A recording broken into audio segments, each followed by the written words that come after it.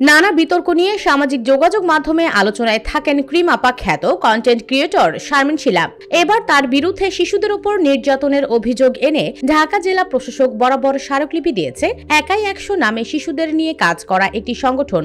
স্মারকলিপি দেওয়ার পর দেশবাসীর কাছে ক্ষমা চাইলেন কন্টেন্ট ক্রিয়েটর শারমিন শিলা। ক্ষমা চেয়ে ভিডিও বার্তা দিয়েছেন ক্রিম আপা খ্যাত বিতর্কিত এই কন্টেন্ট ক্রিয়েটর। থানায় গিয়ে মাফ চেয়েও এসেছেন বলে জানিয়েছেন তিনি। এর আগে সোমবার 7 এপ্রিল তার বিরুদ্ধে স্মারকলিপি জমা দেয় সংগঠনটি।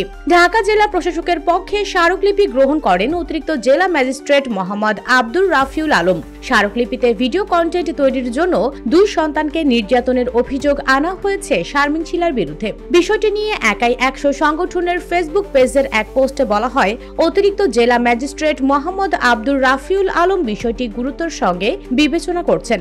আমরা জেলা প্রশাসক মহোদয়ের সঙ্গেও কথা বলেছি।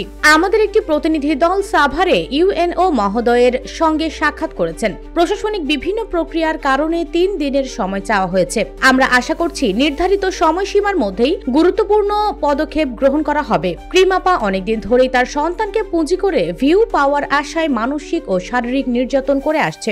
জোর করে খাবার খাওয়ানো, চুল কেটে ফেলা বা কালার করা, ভুল করে গালাগালি দেয়া সহ বিভিন্ন শারীরিক নির্যাতন করছেন। এই কাজগুলো স্পষ্টভাবে বাংলাদেশের শিশু আইন 2013 ধারা 70 অনুযায়ী অপরাধ। এই আইনে বলা আছে, শাস্তি অনধিক 5 বছর কারাদণ্ড অথবা অনধিক 1 লাখ টাকা জরিমানা অথবা উভয় দণ্ড হতে পারে।